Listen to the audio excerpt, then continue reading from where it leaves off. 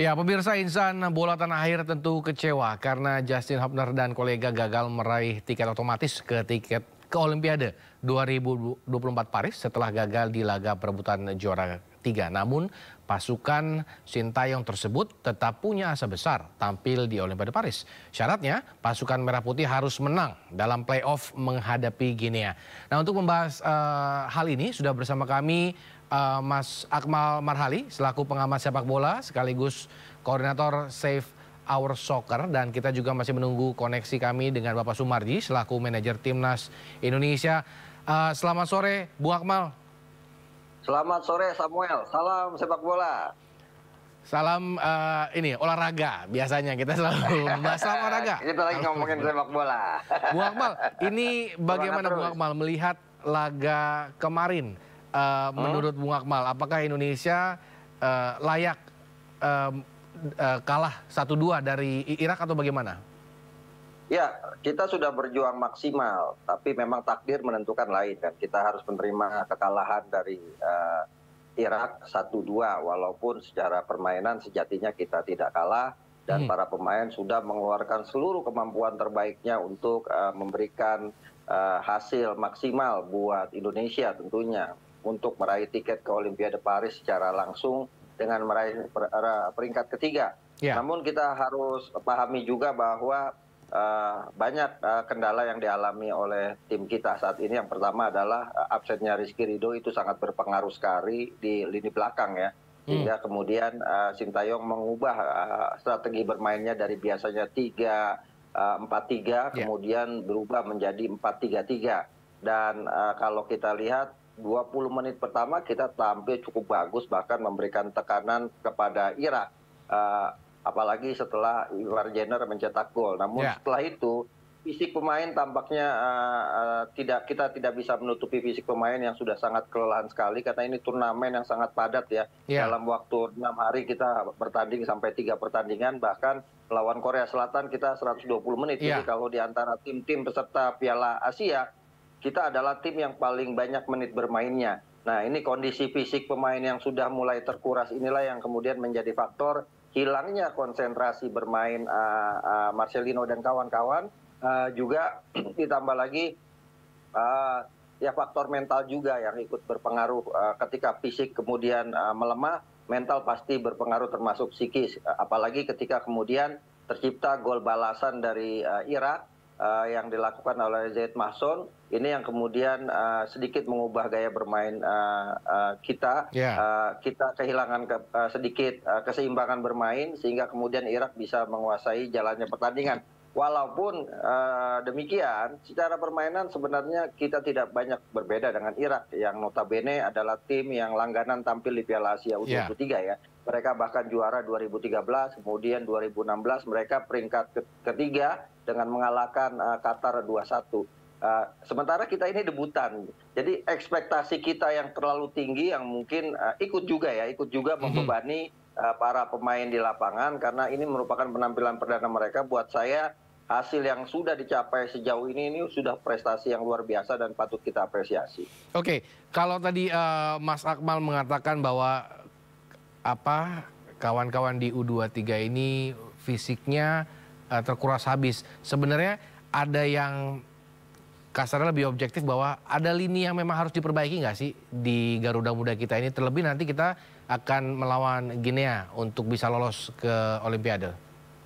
Ya, saya harus mengatakan bahwa absennya Rizky Ridho ini salah satu faktor yang kemudian lini belakang kita jadi mudah ditembus oleh Irak ya.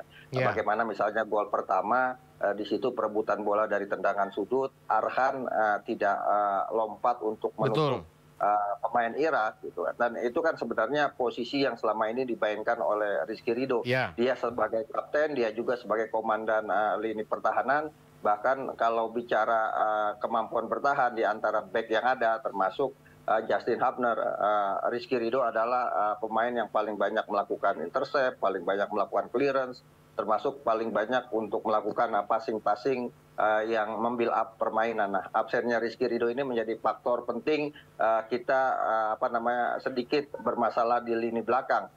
Gol kedua juga demikian, bagaimana komunikasi antara Ferrari dengan Justin Hubner tidak begitu bagus. Justin Hubner menganggap bahwa mungkin posisi pemain Irak sudah offside Ya. dan ini gol kedua.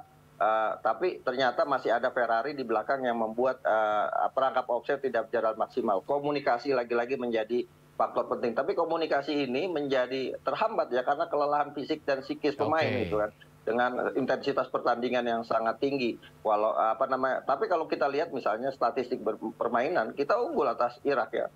Ball position kita 52%, Irak 48%, kemudian passing kita 527, Irak cuma 480.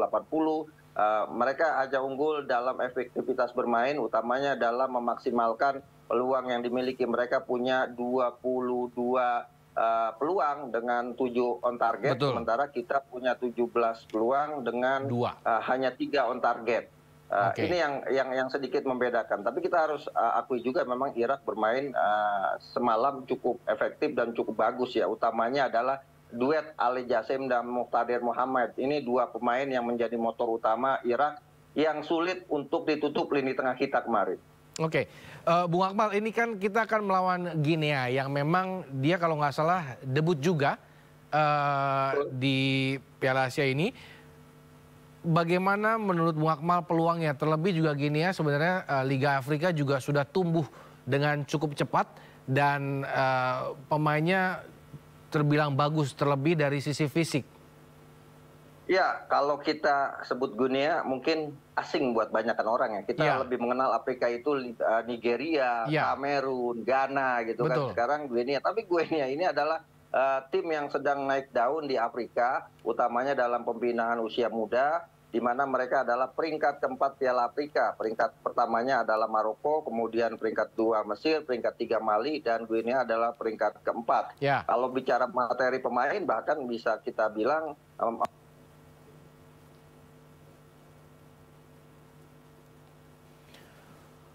Bung Akmal, kemute. Sampai market value mereka sampai 128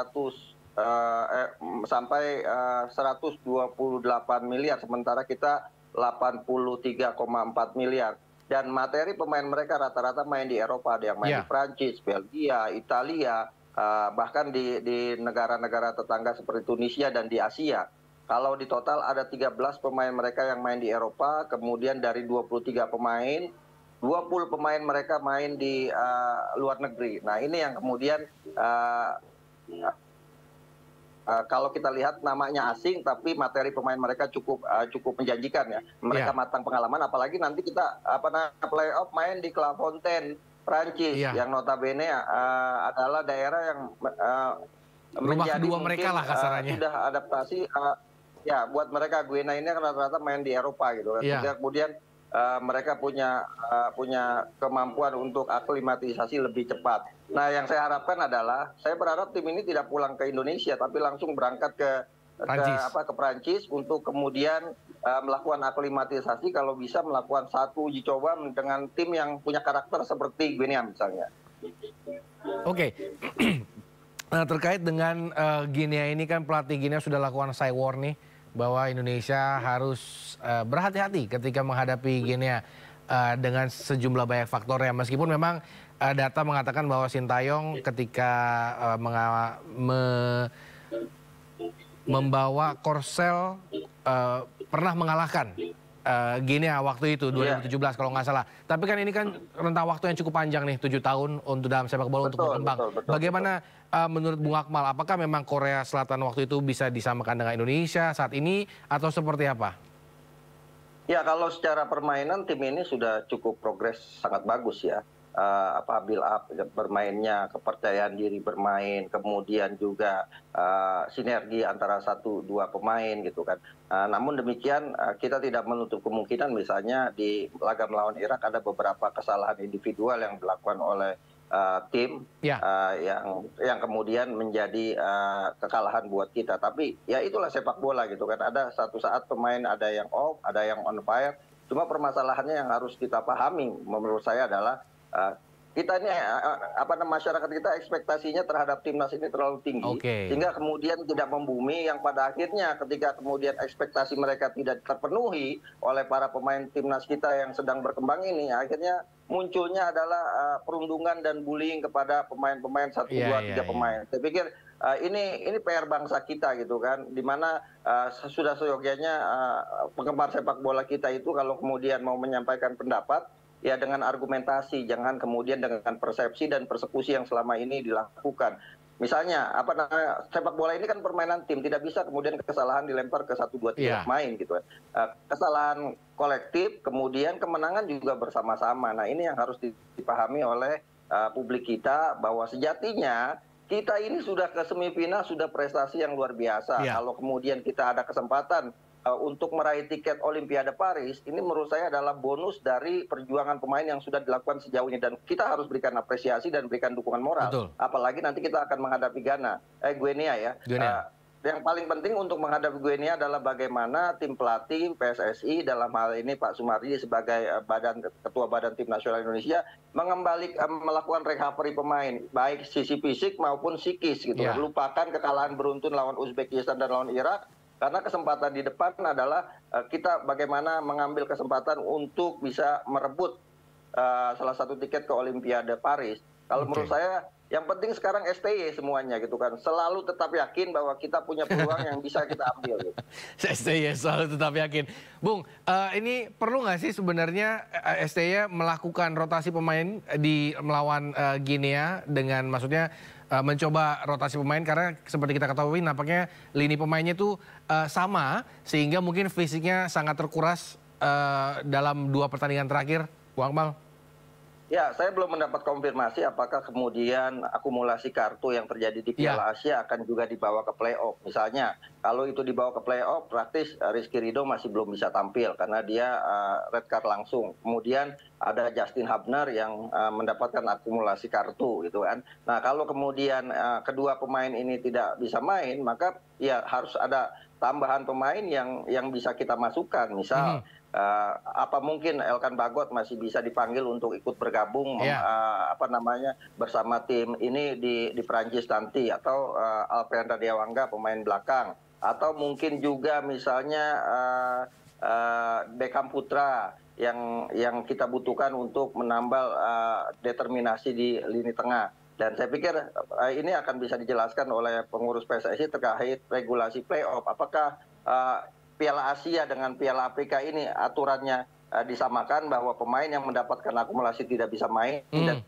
ada kesempatan untuk menambah pemain. Kalau ada kesempatan, saya pikir itu harus dimaksimalkan ya, karena bagaimanapun ada beberapa pemain yang off misalnya di pertandingan-pertandingan terakhir di Piala Asia ini. Kalau saya melihat klimaks tim ini ada ketika kita menang secara heroik melawan Korea Selatan. Setelah itu performa yang grafik sedang meningkat ini seperti siklus roda kemudian menurun lawan Uzbekistan dan menurun lagi lawan Irak. Nah, kita berharap nanti lawan Ghana peak performa pemain kembali naik gitu kan. Utamanya sisi mental yang harus dibenahi, karena bagaimanapun mental akan sangat menentukan.